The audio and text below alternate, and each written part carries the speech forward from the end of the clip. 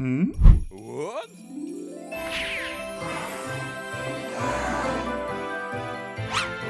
Señores, muy buenas noches. Tenemos ya una programación especial todos estos días para nosotros como programa pasar balance de lo que hemos hecho. Por supuesto, son muchos los trabajos que se realizan. Aquí vamos a escoger algunos. Todos estos días, todos los sábados, vamos a tener un tema muy especial.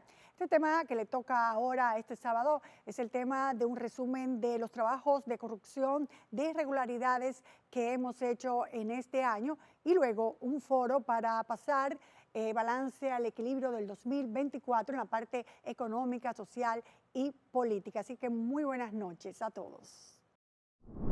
A lo largo de este año hemos presentado varios trabajos sobre irregularidades en distintas instituciones públicas que van desde anomalías en licitaciones para beneficiar con contratos millonarios a un grupo determinado de personas, como el plan social de la presidencia, los comedores económicos que comenzaron con esa norma, así como federaciones deportivas como Pentatlón, a cuyo presidente Freddy Núñez y el tesorero Aníbal Osoria, el Ministerio Público los allanó y los apresó, como vamos a recordar a continuación, y muchos otros casos que hemos presentado. Vamos a hacer un resumen de algunos de ellos en este programa especial.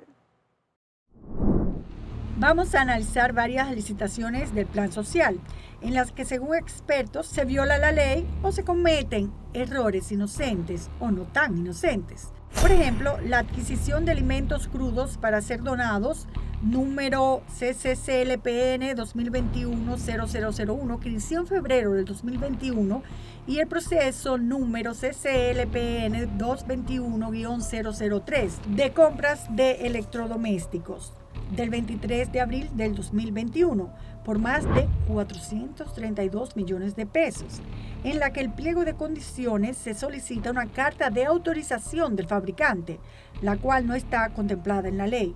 Consultamos a expertos en compras públicas que han participado en varios procesos para que nos den su opinión, incluyendo uno que prefirió ocultar su identidad y considera que esta carta del fabricante se presta a irregularidades y a una posible confabulación entre el oferente industrial e incluso hasta la misma institución.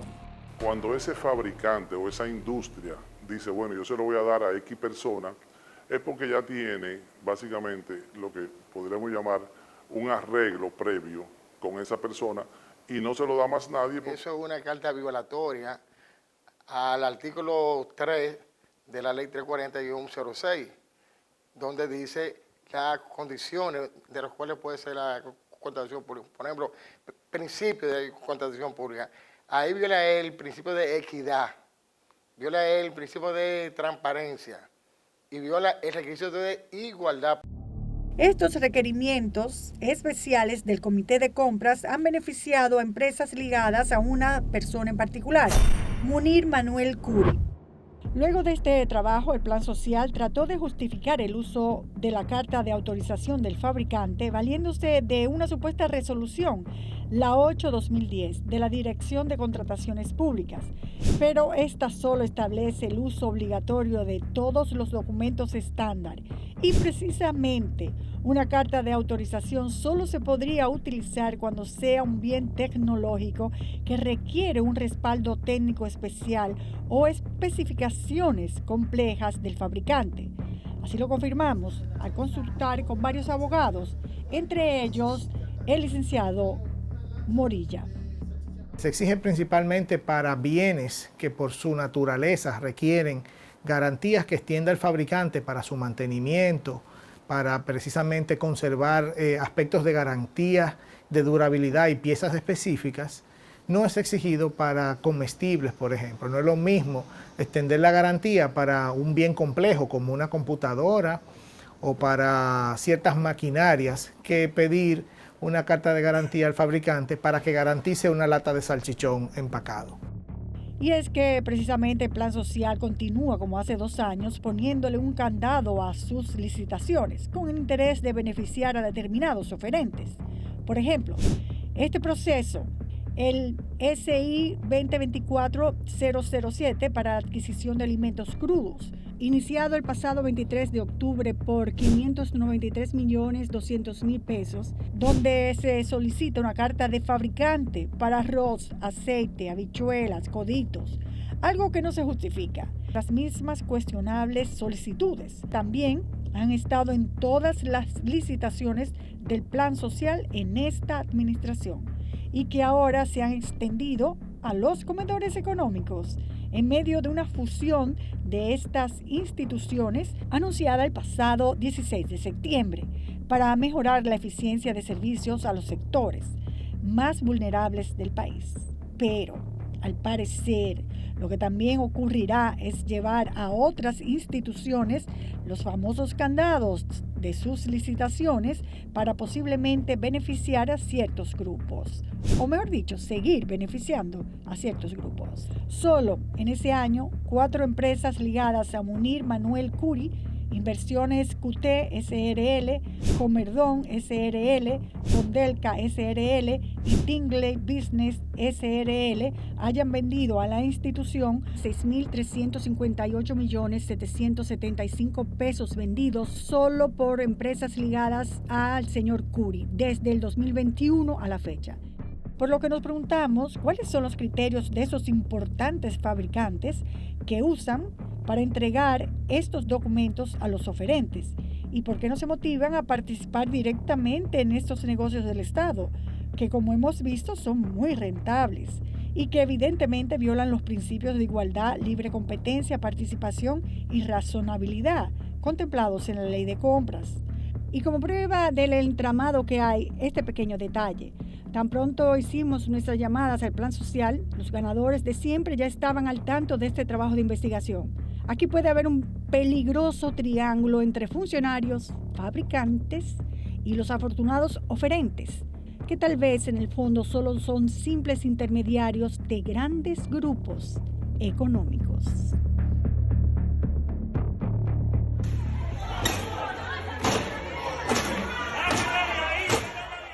Ella dice, esto es una cárcel de niños.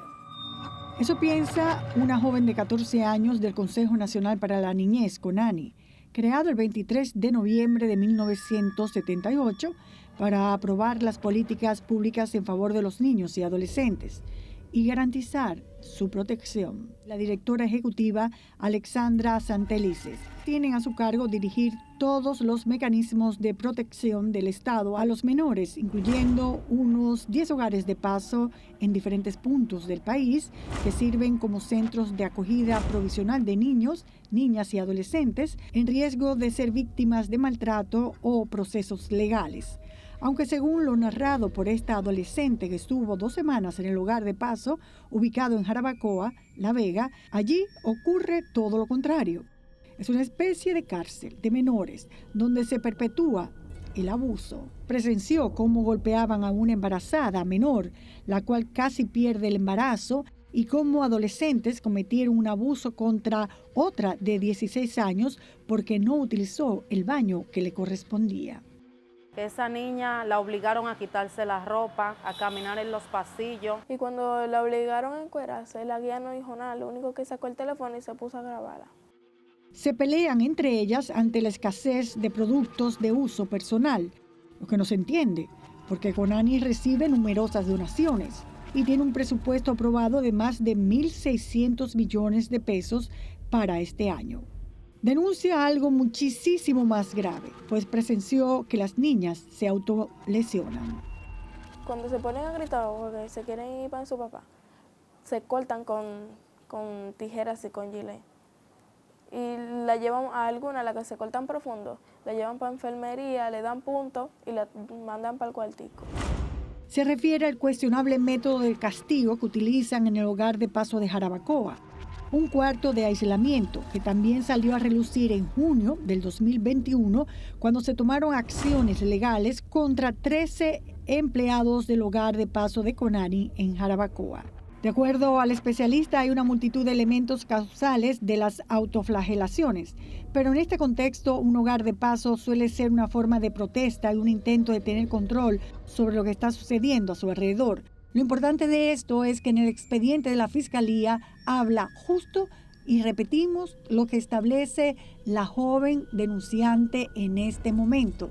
Siguen todas las conductas y las situaciones que se presentaron en el 2021. Son niños y adolescentes que han tenido muchos estresores en su proceso de formación. Entonces, uno de los elementos que caracterizan ciertas estructuras de personalidad que podrían eventualmente convertirse en trastornos de personalidad son estas autolesiones. ¿Cuál es la motivación para usted dar esta entrevista? Toda nuestra hoja de vida está vinculada al CONANI y otras instituciones. Nosotros somos personas, ciudadanos, formados en valor en nuestros hogares y por justicia social estamos haciendo esto. Porque si nosotros no lo hacemos... Esta colaboradora del Consejo Nacional de la Niñez, CONANI, habla de las situaciones de abuso físico, psicológico y sexual de lo que ha sido testigo en 3 de los 10 hogares de Paso.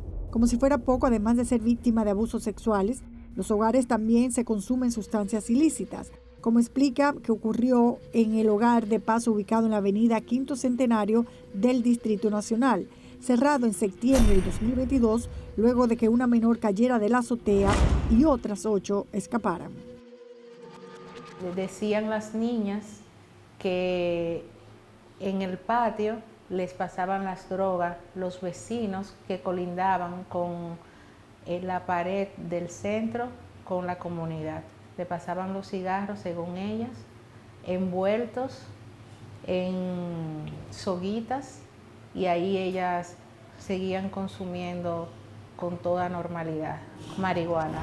La directora ejecutiva desde el 1 de noviembre de 2021 hasta la actualidad, Alexandra Santalices. Esta especialista en pedagogía también fue directora del Instituto Nacional de la Primera Infancia en el primer gobierno de Danilo Medina. Actualmente en CONANI devenga un sueldo de 240,000 pesos, según la nómina de febrero del 2024, y tiene asignada una Jeepeta Ford Explorer del 2018. Al parecer, estos beneficios no dan abasto, pues hace uso personal de los recursos del Estado, tipificado en la ley como prevaricación. Varios vehículos fueron comprados en una licitación CONANI CC 2023-0005, camionetas, doble cabina, minibuses y carros. Esto fue en noviembre pasado por 39 millones de pesos. Se incluye en esta compra varios Nissan Versa, cada uno valorado en más de 1 millón de pesos. Pero hay uno de ellos que está siendo utilizado por el hijo mayor de la directora ejecutiva, el ingeniero industrial de 27 años, Iván André Maldonado Santelices, a quien captamos varios días saliendo de su hogar sin placa, solo con el número de identificación de la flota institucional de CONANI C91, hacia su lugar de trabajo, CIPEN, donde labora como analista junior con un sueldo de 35,000 pesos, según la nómina de este año. Pero esto es solo una muestra de cómo se manejan los recursos de CONANI. Muchas veces se ha denunciado la falta de transporte de los menores a los hogares, mientras el hijo de la directora hace uso personal de un vehículo de la institución, cuya nómina prácticamente se ha duplicado de pasar de 33.655.718 pesos en junio del 2020 a más de 65 millones de pesos. Un alarmante incremento de un 93%. Además de violar la ley de función pública, se evidencia el poco seguimiento al inventario de compras y donaciones, como habíamos denunciado en programas anteriores, al dejar vencer y dañar, por ejemplo, leche, cereales, pañales desechables, ropa de niños, papitas y helados de los hogares de Paso, como se evidencia en estas fotografías tomadas desde octubre pasado a la fecha. Pero las irregularidades no se limitan al ámbito administrativo, pues se acercaron más familias de menores que estuvieron albergados en estas instalaciones. El primer caso es el de un menor de 14 años que estuvo durante 4 meses en el hogar Quinto Centenario, donde había sido ingresado por los maltratos que recibía de su madre, sin imaginarse que allí no solo se perpetuaría el abuso, ya que los guías se encargaban hasta de que comprara sustancias ilícitas. Con la fundita blanca en la mano. Y a veces los mismos muchachitos que cogían a un puñadito y se ponían como a inventar y a jugar, sin saber qué era eso. Y un día me iban a dar por la fuerza a mí, pero yo me escapé, gracias a Dios. El testimonio aún se vuelve más desgarrador cuando revela que también fue víctima de abuso sexual por uno de los internos mayor de edad que estaba todavía en el centro, evidenciando otra falla, pues la ley establece que una vez cumplidos los 18 años deben salir del centro. Que se llama Yandel, un grande de como de 20 o 19, y ese fue el que abusó de mí. Luego de este reportaje, el presidente Abinader creó una comisión de evaluación del sistema de protección de niños, niñas y adolescentes, encabezada por la jurista Iraima Capriles, para identificar los puntos a mejorar y evaluar posibles medidas para garantizar los derechos de los niños y adolescentes.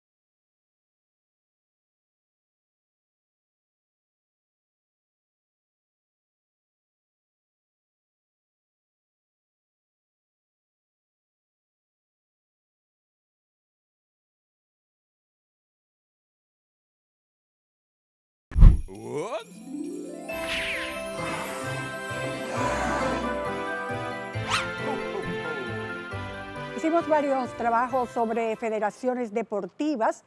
La que realmente llegó a un proceso judicial fue esta del pentatlón.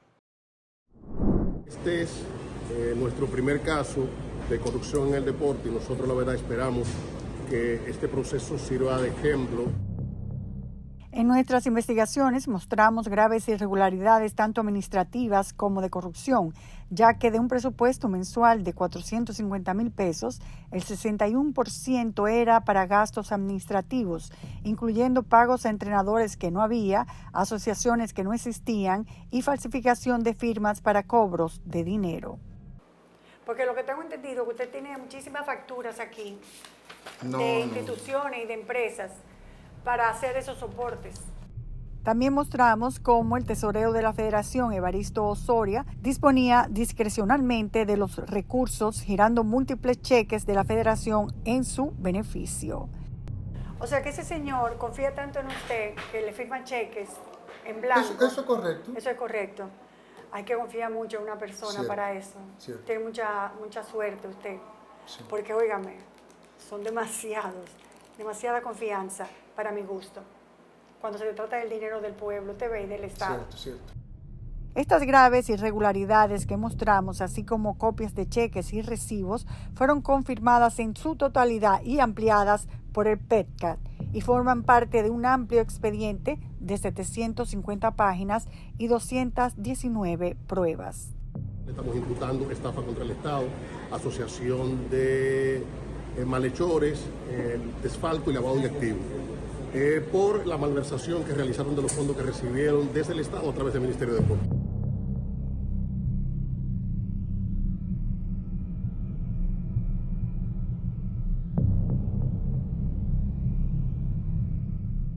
Vamos a ver también un resumen del trabajo que hicimos sobre Mercadón. De hecho, para comenzar, el director decía que era ingeniero industrial y no lo era, entre otras cosas.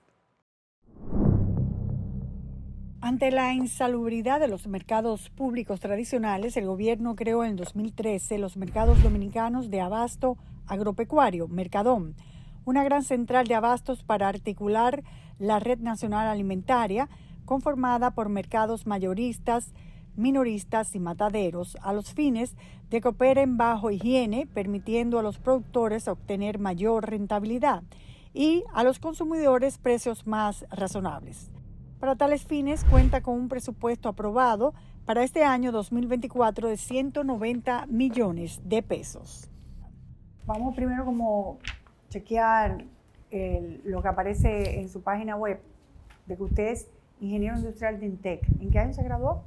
No, yo comencé a estudiar en INTEC. En un momento dice mi documento que yo me gradué. Ah, ¿usted no se ha graduado? No, señor. Oh. Sin embargo, en documentos oficiales de la institución firma como ingeniero. Habíamos obtenido muchas imágenes de la situación en la que se encontraba Mercadón, la falta de higiene, el deterioro de carritos, las deplorables condiciones de los baños, una enorme cantidad de basura, como por ejemplo este video del miércoles de esa semana, como se observan como trozos de desperdicios de carne fueron dejados en vertederos improvisados que abundan en las instalaciones por la falta de una eficiente y pronta recolección de desechos. La empresa a la cual le fue adjudicada de manera cuestionable este servicio fue a Go Clean SRL, registrada en enero del 2018. Según su registro mercantil, tiene como socios a Ramón Andrés Santos y Fabio Ramírez. Inicialmente ubicada en una casa de la calle Pedro Enríquez Ureña y cuya última dirección registrada fue el edificio de Charomán en la avenida 27 de febrero, donde acudimos y confirmamos que se mudaron hace 1 año y medio. Su dirección no ha sido actualizada ni siquiera en su registro de proveedores del Estado y los teléfonos están fuera de servicio. A pesar de que esta empresa no es reconocida por el rubro que desempeña, tiene la fortuna de ganar todas las licitaciones desde el 2021. Como le explica el gerente de operaciones del grupo KP9 SRL, a quien contactamos para que nos hablara de la impugnación que le realizaron a esta empresa luego de que ganaran ellos la licitación, ya que ellos presentaron una oferta el 8 de abril del 2021 de 3.329.997 pesos, mientras que otra empresa llamada Limpieza Nacionales presentó 4.719.000 y Gold Clean presentó 3.600.000 pesos. Luego que ganaran, recibieron esta advertencia. Yo recibo una llamada diciéndome que yo debía sacar todo mi equipo y mi personal de las instalaciones del Merca por su seguridad y la de nuestros equipos. Vamos a poner otra prueba de cómo las instituciones del Estado son gestionadas como negocios familiares muchas veces. Nos encontramos con esto: un familiar cuyo sueldo mensual es de 75.000 pesos, como encargado de un departamento sumamente delicado e importante, pero también muy cuestionado en esta gestión de Sócrates Díaz.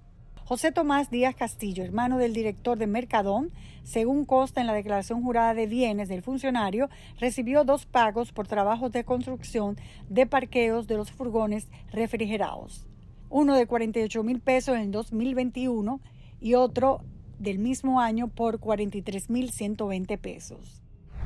Hemos presentado algunos indicios preocupantes, por lo que se amerita que las instituciones correspondientes profundicen en estos hallazgos, porque si tomamos prestada la célebre frase de la obra de Hamlet de Shakespeare, algo huele mal en Dinamarca, podríamos adaptarlo al contexto local de que algo huele mal en Mercadón.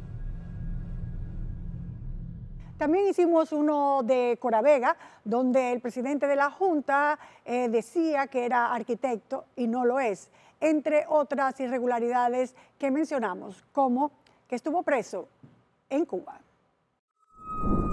La Corporación de Acueducto y Alcantarillado de La Vega, Coravega, es un instrumento de clientelismo político en esa provincia, bajo la gestión de Iván Tarquino Vladimir Viloria Peña, quien se identifica como arquitecto en documentos oficiales, pese a que en el CODIA establecen que no tiene ese quatur y en la Universidad Católica del Cibao no hay constancia de que se haya graduado. La nómina aumentó un 72% desde julio del 2020 a la fecha, con decenas de botellas confirmadas al azar por nuestra investigación. Hay días que yo no voy a laborar porque estoy estudiando. Ella está aquí, pero ¿cómo le explico? Esta señorita, pasadas las elecciones de mayo, ella no ha regresado más. También es notable la falta de transparencia en las compras públicas. Ejemplo de ello, el contrato para la construcción del acueducto Las Cabullas y la ampliación del acueducto Sabana Rey por más de 256 millones de pesos, adjudicado en marzo del 2022 a un consorcio llamado Ingeniería Natural de Agua, INNA, constituido tan solo 3 semanas después de publicarse la licitación, cuya propietaria ha sido denunciado por casos de corrupción y sometida a la justicia, aun cuando allí salió libre por falta de pruebas. Hicimos un recorrido del Intran y su nefasto contrato con Jochi Gómez. Los días 28 y 29 y 30 de agosto, el tránsito de la capital dominicana se complicó mucho más de lo acostumbrado debido a que se apagaron numerosos semáforos en las principales avenidas del Distrito Nacional. Inicialmente, unas 29 intersecciones críticas fueron afectadas y aumentaron hasta llegar a 55.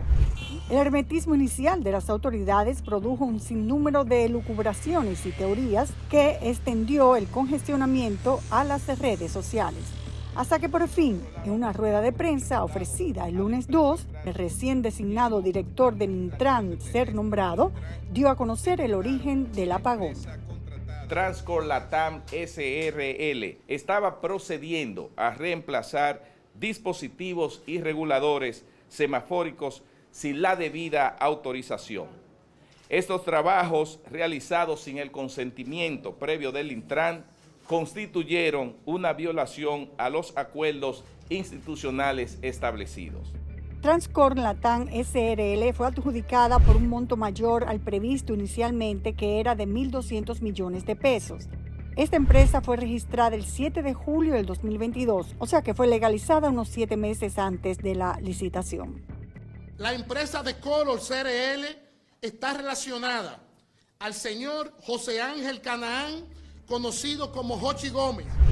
Cabe destacar que nosotros denunciamos que Hochi Gómez y su empresa de Color habían sido beneficiados con un cuestionable contrato de emisión de licencias de conducir en el 2004. En el 2012 fue investigado por chantaje y extorsión, así como de hackear los correos de 44 personalidades. El 19 de noviembre del 2023, el PETCA fue apoderado del informe de irregularidades depositados por contrataciones públicas, entidad que el 4 de diciembre de ese mismo año inhabilitó permanentemente el registro de proveedores de la empresa por presentar documentación falsa o alterada, lo que afectó la ejecución del contrato por la aplicación de la ley de compras. Lo que nos hace preguntar cómo es posible que siguiera ofreciendo un servicio tan delicado y que llegáramos a lo ocurrido el 28, 29 y 30 de agosto. Y más, que se siga haciendo de forma gratuita, pues apenas se le había pagado el 20% de lo contratado.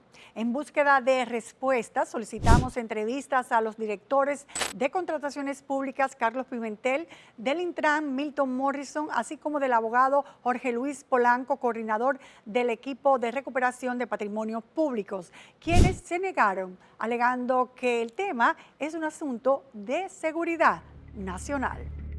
Pero según fuentes de Entero Crédito, la razón por la que se vieron obligados a continuar con el contrato de manera irregular es porque mientras no se finalizara la auditoría financiera y técnica de la Contraloría, no podían sustituir el mecanismo tecnológico que ya dominaba la empresa. Y hasta que no lograran crear uno paralelo, no podían intervenir, ya que aunque el Estado lograra desinstalar los equipos, la empresa tenía un backup que podría entrar en operación de inmediato, entrando en conflicto tecnológico.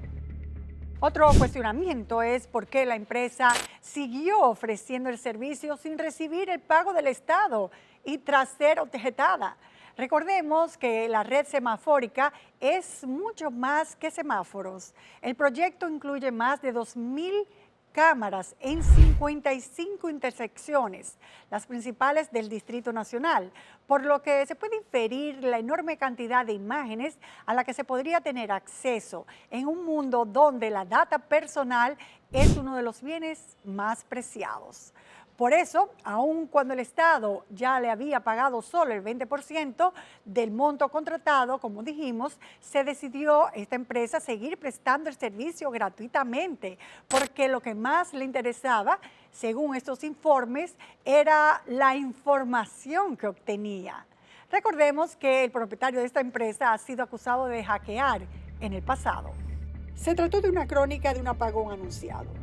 Lo que sí ha quedado evidenciado es que con la tercerización de los servicios públicos, con cierto grado de seguridad nacional, como reza el popular dicho, sale más cara la sal que el chivo.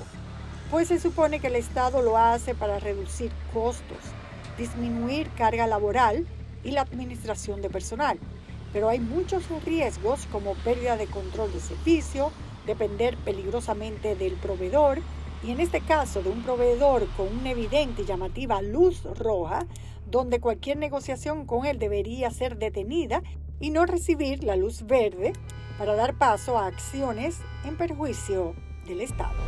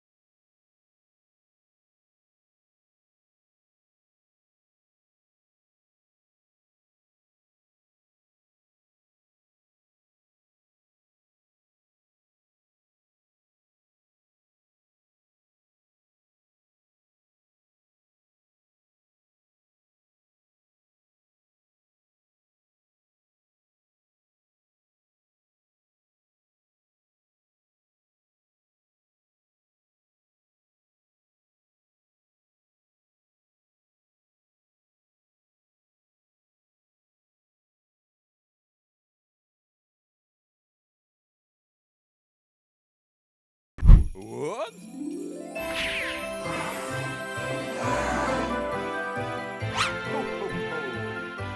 También hicimos una investigación sobre la denuncia que había hecho el Ministerio de Educación sobre unas compras de zapatos y útiles escolares que se habían quedado como rezagados en un almacén, y averiguamos y supimos cuál era la verdad.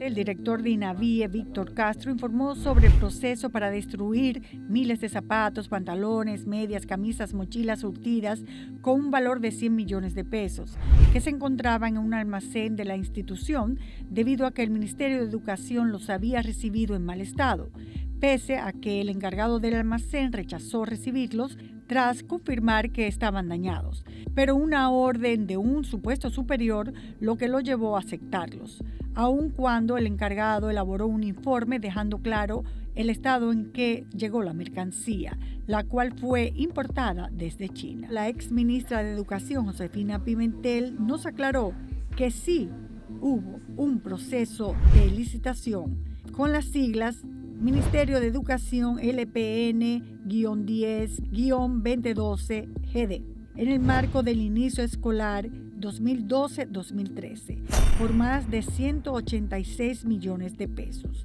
El 30 de agosto del 2012, 10 días después de haber iniciado la docencia, se adjudicaron 7 lotes de esta licitación.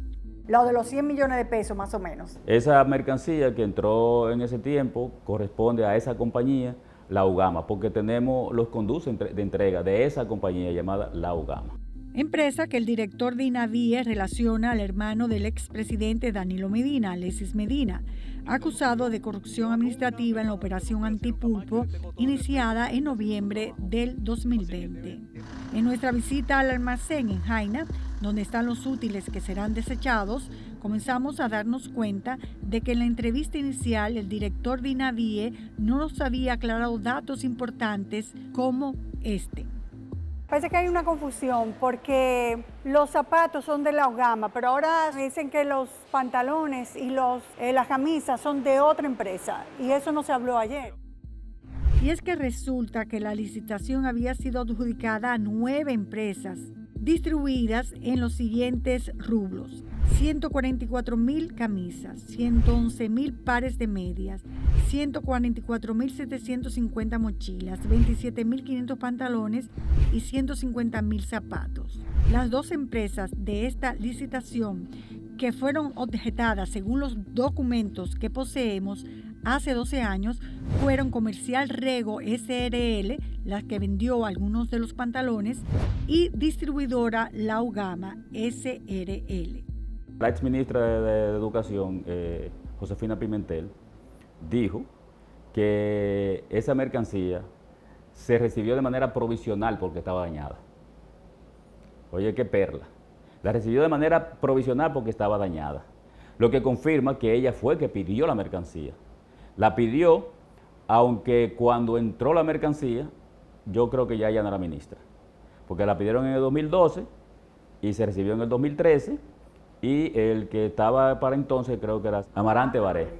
Pero lo que no ha establecido el director de INAVIE es que según este reporte del 29 de mayo del 2013, el Ministerio de Educación argumenta que los zapatos fueron cuestionados por no cumplir con las especificaciones, como por ejemplo el material no era de piel, entre otros elementos. Otro criterio establecido con el que no cumplieron es que el entresuelas tenía que ser de Iron Texon y solo contaba con 1 cuando pedían 2.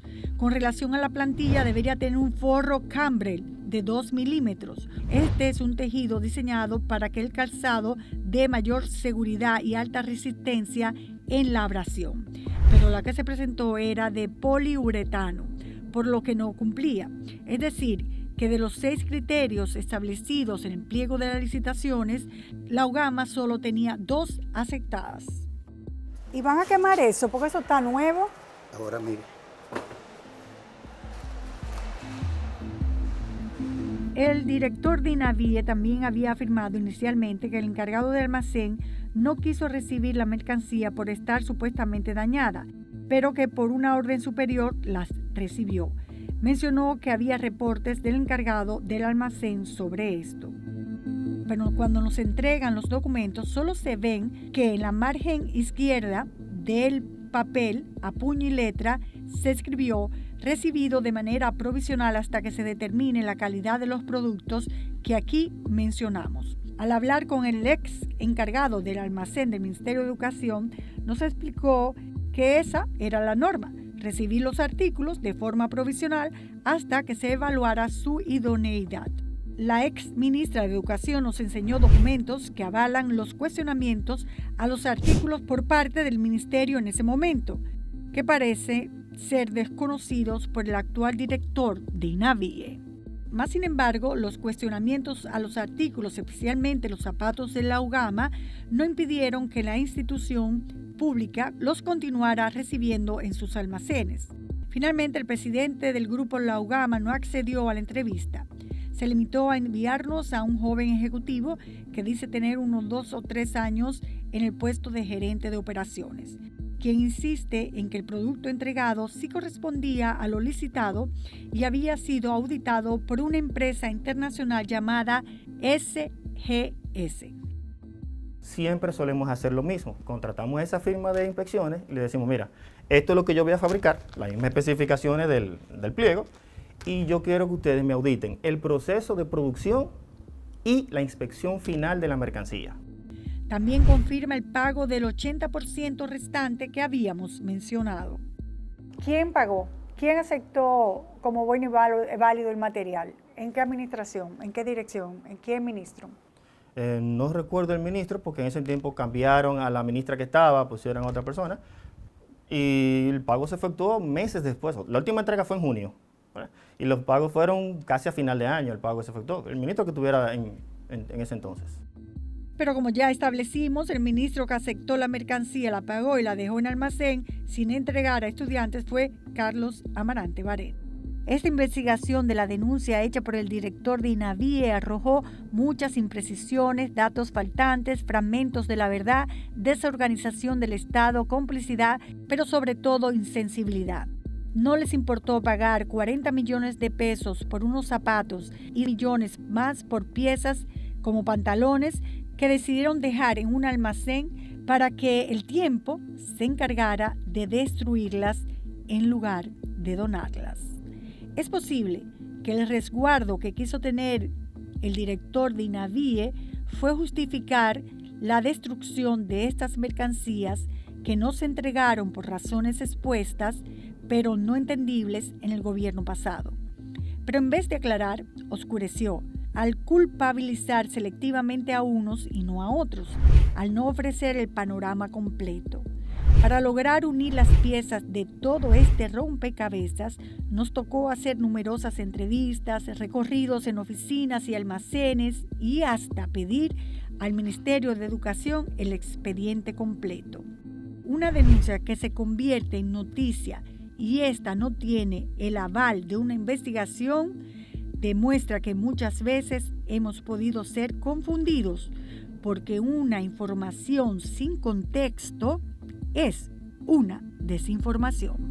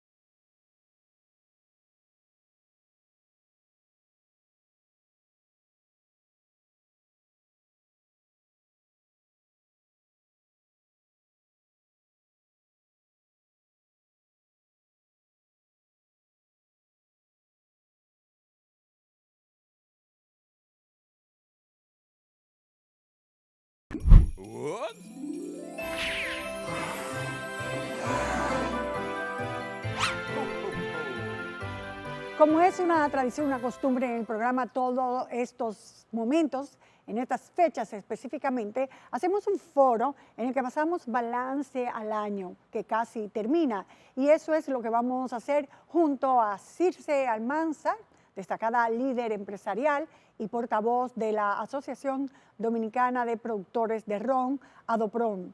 Jaime Aristi Escuder, economista, y Rosario Espinal, socióloga y politóloga. Muy buenas noches. Y vamos a comenzar brevemente con este resumen del año 2024. La República Dominicana se ha consolidado como una de las economías más dinámicas de América Latina, con un crecimiento del 5.4%, muy superior al promedio regional del 1.9%.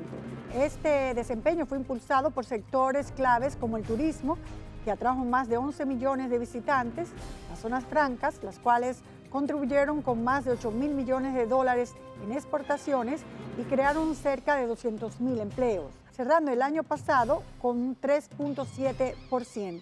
Además, la inflación fue controlada.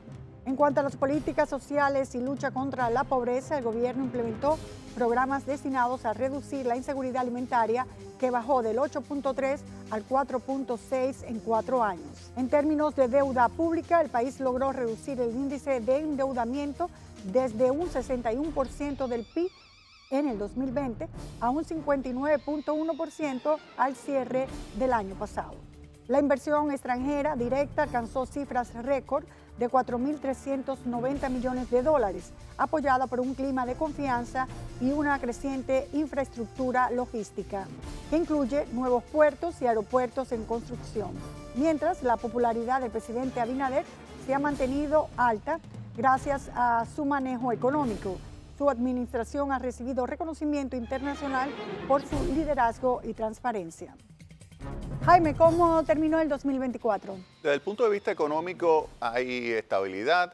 La economía creció en el entorno del 5%, lo cual es el potencial, y la tasa de inflación quedó en alrededor del 3.2%, lo que significa que está dentro del rango meta, que va del 4% más o menos un 1%. Y obviamente que eso está relacionado con la política fiscal y la política monetaria que se ejecutó, que se puede decir que desde ese punto de vista fue una política monetaria compatible con la estabilidad de precios y el crecimiento de la economía. Y la política fiscal, ahí hay que señalar que faltó inversión pública, pero se pudo por lo menos mantener el déficit en el entorno del 3% del PIB. Bueno, muy bien. ¿Qué capacidad tiene de resumir la economía nacional del 2024? Pero vamos a sacar algunos detalles después. Es decir, ¿fue eficiente el gasto público del 2024? Bueno, yo diría que realmente tuvimos un gasto austero. Recuerden que no pudimos lograr una reforma tributaria y realmente tuvimos que hacer, concentrarnos en los ingresos tributarios que pudimos tener. Tenemos pendiente una reforma tributaria que no pudimos lograr. Yo creo que tuvimos unas señales positivas de confianza, ingresos que pudimos obtener por las inversiones que vinieron de grandes inversionistas. El sector privado ha inyectado grandes inversiones, sobre todo en el sector turismo, en las zonas francas. Hemos tenido también grandes inversiones en el sector comercial. Yo creo que también el hecho de que tengamos estas inversiones que se vienen del nearshoring son auspiciosas por el cambio de la política económica que se ve venir en Estados Unidos.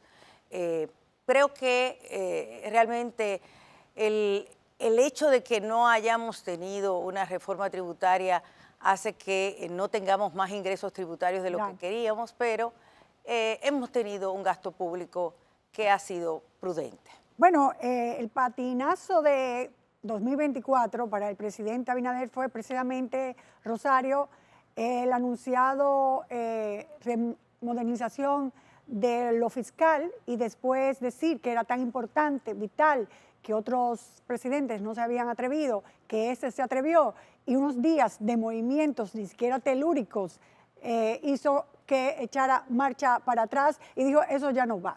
¿Cómo afectó eso su popularidad al presidente Abinader en el 2024? Bueno, el presidente Abinader no iba a pagar el costo político de hacer una reforma tributaria, porque eso significaba poner impuestos. El presidente Abinader ha sustentado su presidencia en un alto nivel de aprobación y de haber introducido impuestos a la población, su nivel de aprobación se iba a desplomar. O sea, él no estuvo dispuesto a pagar el costo político de poner impuestos. Desde el punto de vista político es entendible. Pero al principio dijo que sí, que él era un presidente valiente. Fue después, o sea, un conato por aquí, un conato por allá.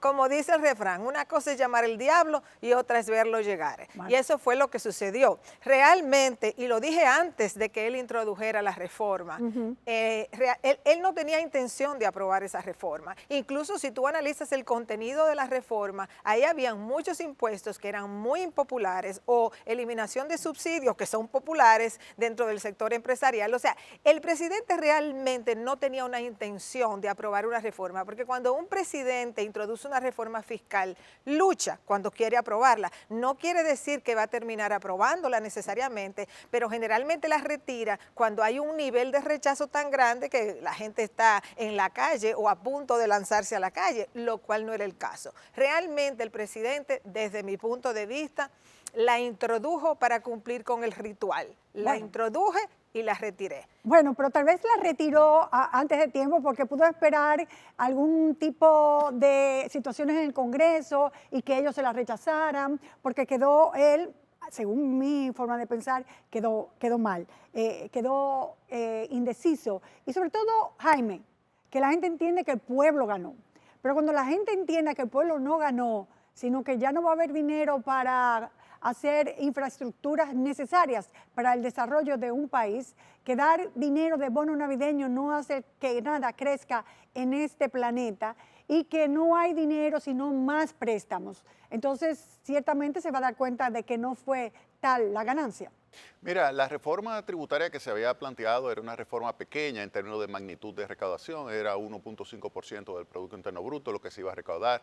Eso no iba a resolver el problema, pero iba a reducir el déficit, aunque sea algo, lo iba a reducir, pero no algo significativo, porque ya se había asignado, como tú muy bien señalas, esos recursos para aumentar el gasto en infraestructura. Un gasto que lamentablemente está muy, pero muy por debajo de lo que deberíamos tener como país.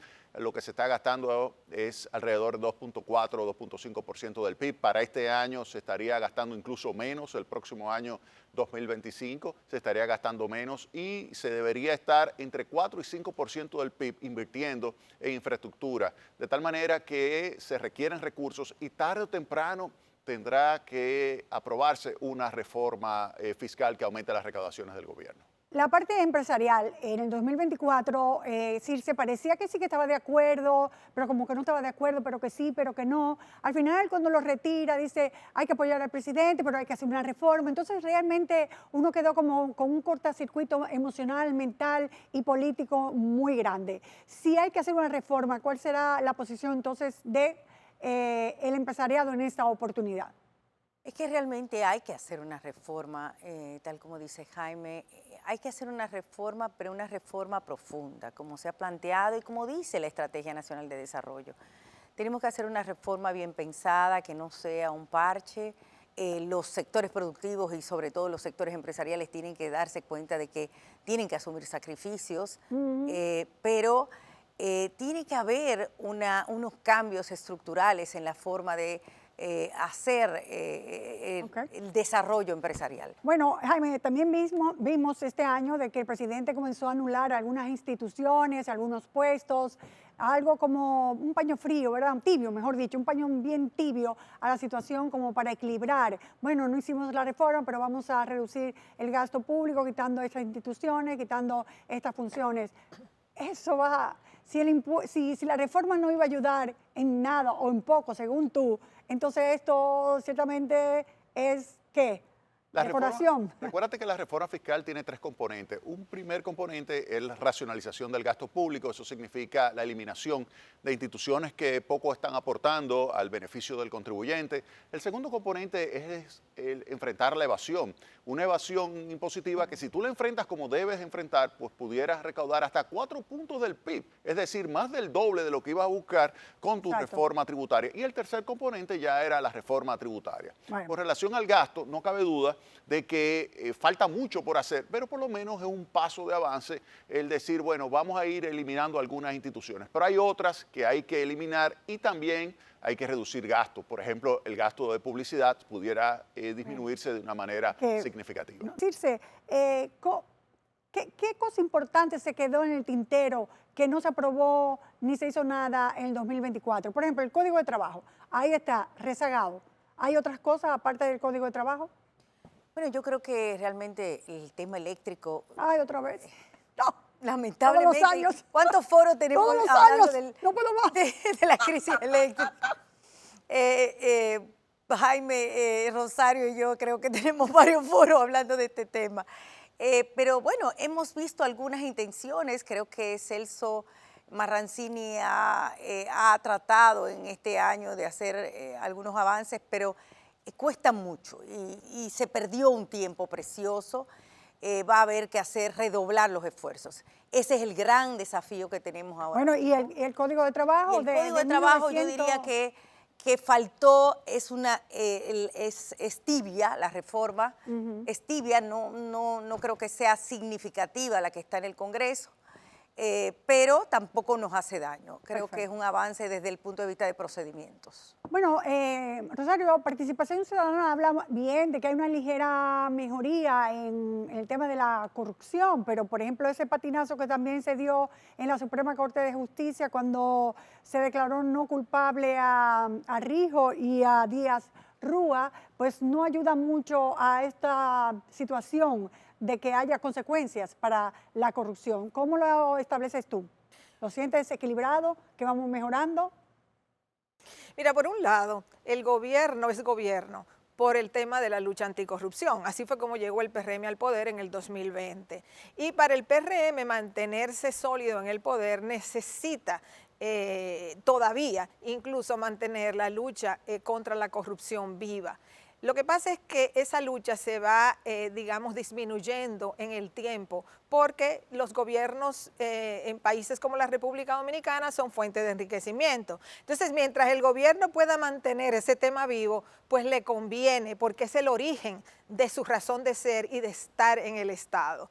Bueno, Jaime, es verdad lo que dicen las cifras internacionales del Banco Mundial y otras instituciones, que esta es una de las economías que ha crecido más en América Latina y nos coloca en el 7º o en el 6º lugar. ¿Eso es verdad? ¿O sí, publicidad? Sin lugar a dudas. Para la región, República Dominicana este año es la que va a registrar el mayor ritmo de crecimiento, que es el potencial, el 5%, que es algo verdaderamente extraordinario, tomando en consideración que las tasas de interés han estado muy altas en términos reales. Y eso, obviamente, que lo que significa es que el sector privado ha hecho un esfuerzo fuera de lo normal para poder seguir expandiéndose. Rosario, entonces, en el 2024 lo cerramos ¿cómo? ¿Bien, mal, regular? Bueno, cerramos con lo que el PRM ha hecho, que ha ampliado el estado clientelar asistencial que se instauró en la República Dominicana a partir del 2004. Entonces, ese estado clientelar asistencial, el PRM lo ha ampliado, eso le da estabilidad y aprobación en el poder, más empleos públicos, más tarjetas de solidaridad, duplicando el monto de esas tarjetas, aumentando salarios públicos. Ahora bien, eso tiene un costo. Entonces, ¿quién es que va a pagar ese costo? Porque el gobierno ha estado sacrificando la inversión pública para poder sostener ese estado clientelar asistencial ampliado. Ahora bien, como el PLD construyó mucho, el PRM puede esperar unos añitos para invertir en infraestructura, pero ya no puede esperar mucho más tiempo. No, ahí están los hospitales. Entonces ahí están las escuelas que hay que terminar, los hospitales que hay que terminar. Exactamente, entonces ahí el gobierno va a enfrentar el problema de que no puede seguir sosteniendo un estado asistencial clientelar de esa magnitud si no busca la manera de adecuar y hacer de manera más efectiva su inversión pública en los distintos segmentos del Estado.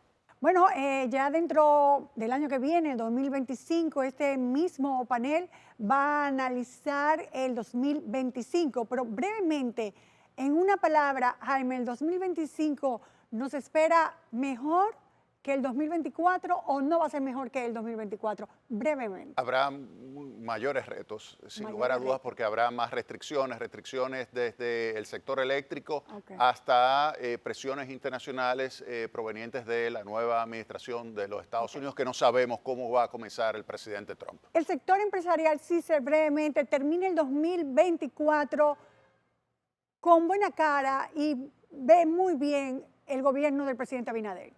Así es, tiene mucha confianza en el presidente Abinader. El sector empresarial confía mucho en el presidente Abinader. Perfecto, pues muchas gracias a ustedes. Les deseo pues un feliz año y que nos podamos volver a ver en el 2025 analizando precisamente qué nos espera ese año.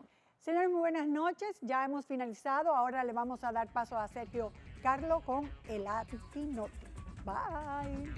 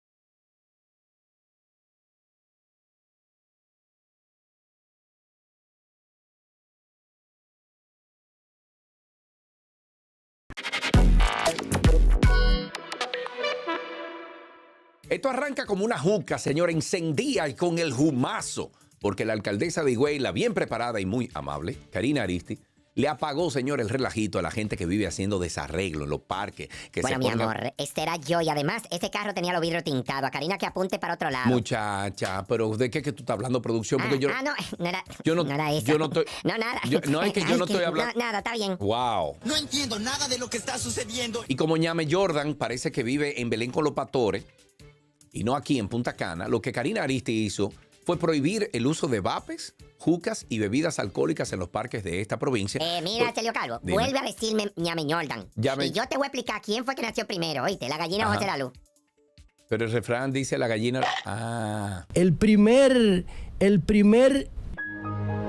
Al final a mí me parece una excelente medida por parte de la alcaldesa, porque no es posible que usted quiera ir a un parque a pasarse un momento agradable con su familia, con una pareja, con alguien, y para usted poder llegar a un banquito o una sillita, usted tiene que exponerse a una gente con un maldito humo del diablo, con una juca, una discusión de dos borrachos que se le tiran arriba, una menor pegada a un vape encima de una bocina, como hacía el Pachá cuando quien pagaba era Gonzalo. La alcaldía de Higüey, más harta que Papi Roswell después de una degustadita, informa que para tratar de vivir como la gente con esta cátedra de inadaptados sociales, hemos decidido cortarle el agua y la luz a todo el elemento que quiera invicarse de una juca, un vape o cualquier tipo de romo, en todos los sabores y tamaños. Esta medida la tomamos porque la gente está al grito, con los pleitos de los borrachos y el humazo que provocan las jucas y los vapes, dando a ver como que el parque está 24/7 en una maldita hora santa. La prohibición es para ya mismo, y todo aquel que no cumpla llevará su ramplimazo. Departamento de Espacio Público, Alcaldía de Producción Rosario. Pa' ti. Bienvenidos a esta emisión del Antinoti. Somos una sátira noticiosa en contra de los intereses de los que mandan y a favor del poco capital que nos dejan. Con ustedes, Sergio Carlos. Si hay alguien en la palestra política que, bueno, no podrá seguir tiñéndose el bigote a costillas de este pueblo, es el señor Mickey Baldoneire, que en español significa... Bozo de brocha. No... significa Mickey Maldonado o Miguel Maldonado, quien hasta ahora es el presidente del Partido Revolucionario en Decadencia, PRD, y que próximamente podríamos verlo como chofer de Fenatrano. Lamentamos profundamente la situación. Pues resulta, acontece y viene al caso que a Mickey le quitaron la super teta que tenía en la política. Y eso... Ay, sí, Serge, y ahora esa teta la tiene otro. Producción, yo estoy hablando de los aportes de la Junta Central Electoral, que por ser un partido minoritario, ahora solo le saldrán 30 millones de pesos al Don Bigote de la Mancha. Y pero no chula, mi amor, Ajá. es de esa teta que estamos hablando, porque aquí nadie ha mencionado al patolca. Así como lo escuchan, el PRD, que en los últimos años pasó de ser uno de los partidos más importantes de República Dominicana a convertirse en los guaremates del PLD, quisieron sonar como Balaguer cuando decía que la suerte estaba echada. Y la verdad es que sí terminaron como él. Pero no por... O sea, pero no lo pudieron ver porque hay... Ah, porque Balaguer era ciego y no lo vieron. O sea, el deseo de pegarse de la teta. Ok. Wow, qué inteligente yo soy. Gracias. Es que soy brillante, tú. Gracias, mi vida. Gracias. Terminaste ya. Es bueno ¿Por qué? Me va a limpiar, asqueroso. No, diablo. Nuestro corresponsal Felipe Lota se encuentra en la Casa Central del PRD, desde donde nos explica cómo se ve la situación en este partido. Adelante, Felipe. Felipe, ¿qué es lo que tú estás haciendo, viejo? Tú dijiste que le dé para adelante, loco. Yo le doy Loco, para adelante. animal, que nos digas cómo ven las cosas ahí en la Casa de Gobierno del PRD. Con los ojos, Sergio Carlos. ¿Cómo se va? Wow. Ay, Dios mío. Felipe, mira, se te está pagando un dinero, papito. Te estamos mandando a viajar por los pueblos. Lo menos que tú puedes hacer es tomar esta vaina en serio. Felipe, tú no puedes poner... Ok. Felipe, háblame de todos esos víveres que tú tienes detrás, por Detrás favor. de mí siempre andan dos viejas de aso que yo arreglo por par de milongas mensuales. Imagínate tú. Coño, pero me lleva el diablo, Felipe. Mira, olvídalo. Señores, la Casa Central del PRD la cogieron para vender víveres y madurar aguacate. Este baboso ni eso puede decir en cámara. Felipe, mira, tú estás despedido. Gracias, Sergio. Yo también me despido. Volvemos al estudio. Wow. Pero wow.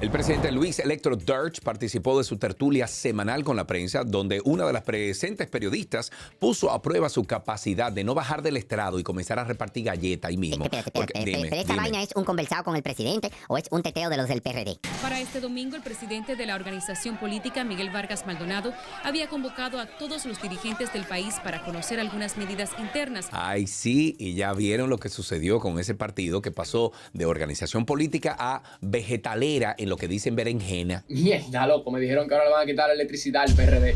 Oh, mierda, se fue Mejía, loco. El recrudecimiento de los apagones durante las últimas semanas ha coincidido con las altas temperaturas propias de la época del año, lo que para el gobernante guarda una relación de causa-consecuencia. Los apagones, si bien es cierto que Punta Catalina tiene una de sus plantas de mantenimiento, no hay ningún apagón por falta de generación. Los apagones que hay es lo que pasa todos los años por el tema del calor. No ha habido una inversión en las redes. Nosotros ya sí hemos comprado millones de dólares en transformadores. Esos transformadores hay una parte que está llegando o que llegó, otra parte que va a llegar. De este video podemos sacar dos vainas. La primera es que, basado en la teoría del Habibi y la idea de que a más calor, menos energía eléctrica, llegamos a la conclusión de que en el infierno, coño, están a lo oscuro. Entonces, ¿así tú quieres que nos quedemos callados? Y la segunda cosa que podemos comprobar es que en realidad el presidente Luis Bufea Durch representa un cambio en RD, pero de cuento. Hola, soy el ingeniero Torres y te voy a decir por qué no debes volar chichigua cerca de líneas eléctricas de alta tensión. Cuando la cola de la chichigua se enreda en el tendido eléctrico, provoca fallas que cortan el servicio de electricidad de tu casa y en el peor de los casos, recibes una descarga eléctrica directamente en tus manos. No hable tanta tontería y tanta mierda. Claro que yes, my friend. Pero el cuento de la chichigua y la teoría de que la luz se va porque este calor no lo aguanta ni el mismo diablo, solo se puede validar siempre y cuando no venga un funcionario diciendo que los apagones son cosas del pasado. La verdad que se ha convertido en un payaso y un ridículo el encargado de Norte, el señor Andrés Cueto. Este señor tiene el tupé de decirle al país que en República Dominicana no hay apagones. La verdad es que ver a un personaje de esta estirpe, que es la segunda vez que frente al colapso energético que vive República Dominicana, este señor se atreve a decirle al país ante la cámara de televisión que aquí no se va la luz. Con funcionarios así, el gobierno no va para ningún lado. Perfecto. Entonces, después de escuchar la teoría del presidente, recordar la historia de la chichigua y ver cómo Andrés le hace honor a su apellido, hemos compilado un listado de razones que podría usar nuestro primer mandatario en lo que resta del año y hasta el 2028. Cuentos no escritos por Andrés Cueto, pero que el presidente puede usar para seguir metiéndonos el paquete de cuentos, señores. Número 1. Se fue la luz porque a los foques entrevistó al lápiz consciente. Con el lápiz no, tu maldita... Seguridad, sáqueme esa maldita loca, por favor. El problema de los apagones es producto del enredo del cableado eléctrico con la barba de Juan Ubiere. En esa barba también van a hallar toda la promesa incumplida suya, señor presidente. Seguridad, por favor. Para que resuelva la paloma y la torta. Si la luz se va, déjala ir. Porque tú no eres quien para tenerla a tu lado en contra de su voluntad. La luz se fue, pero del PRD y se fue para su partido ahora. Si no sacan a la loca esta, me voy de aquí. Sácame ese borracho de mierda de aquí. Un sabio dijo una vez, todo lo que se va vuelve. Entonces, menos la energía en RD, porque yo tengo 3 días sin luz. Pues páguela entonces, buena asquerosa, porque parece que seguro fue eso que tú no la apagó. Diablo, pero esa boquita está peor que la de Hipólito. Las autoridades haitianas, al parecer, se hartaron ya de los relajitos de barbecue y le dijeron al pana que tiene los días contados. Igualito que el problema eléctrico en este país, ¿verdad? Con los malditos días contados. Eso era del otro segmento, producción. Ya estamos en Haití. Entonces, pues entonces vamos a presentar esto, ven.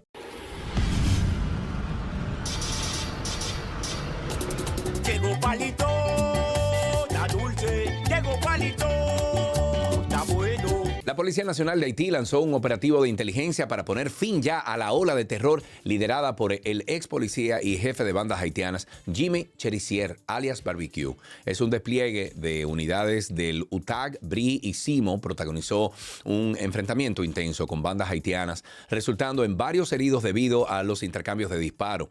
Es evidente que la policía haitiana, bueno, nuestro país y los organismos internacionales que no quieren soltar un peso están hartos de este señor, así que indagamos un poco más y obtuvimos un audio de un agente de inteligencia haitiano que detalló cómo están tratando de dar ya con su paradero. Mire, comandante, buenas tardes. En este momento uno va tratando de dar un paradero del Blanco Tropical que usted va hablando conmigo. El equipo mío va teniendo una instrucción buena y detallada de que uno va a estar seguro que no va a irse en mierda con ese vaina, o sea, no va a cagarte en eso, mi jefe, usted ve. Entonces, estamos preguntando en el calle por un hombre de 35, 45 años por ahí mismo, un moreno así como Sammy Sos, tú ves, un ojo así como lo de los grillos, eso, un valga amarillo, un boca grande, como el que tenía Peña, tú vas viendo, pelo crespa, como el de Corlea, y una barriguita así cervecero, así como el del Pachá, ese hombrecito que va hablando mucho disparate en televisión, tú ves. También en detalles que pueden ayudar con su paradero, tú vas viendo. Tenemos que dicen que el tipo es un fan de Palito de Coco, tú vas viendo, que va hablando un creol también. Dice que el frontera no son para los pueblos, y sino para los más pendejos, tú vas viendo. ¡Ay, bobo!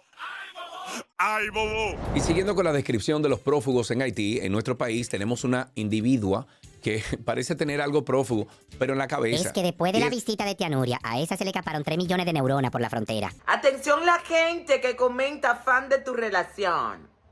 Renato tiene una Renata. Tiene que haber equilibrio en tu oración. Siento que no hay equilibrio en lo que pides, mi amor. Estoy con la tacita para que tú puedas entender qué es lo que es equilibrarse. Tú no puedes irte a tomar el café o el té y querer la taza donde te brindan, mi amor, también. Atención, atención, Renato. Como ustedes pueden observar, el único juicio que queda es el preliminar, programado para el 26 de junio, a menos que la tipa y su equipo de abogados aleguen demencia y se hagan lo loco. Wow. Pero wow. Uno se sorprende. O sea, estamos hablando de una tipa en la que muchos confiaron la educación especial de sus hijos y que hoy sale en un video promoviendo equilibrio con una taza en la cabeza y lo único que podemos observar es un maldito desequilibrio mental que solamente... Ay, sí. Y dímele a la gente lo que pasó al final. Bueno, que se le rompió la taza. Y todo el mundo para su casa, mi amor. Abur. Okay.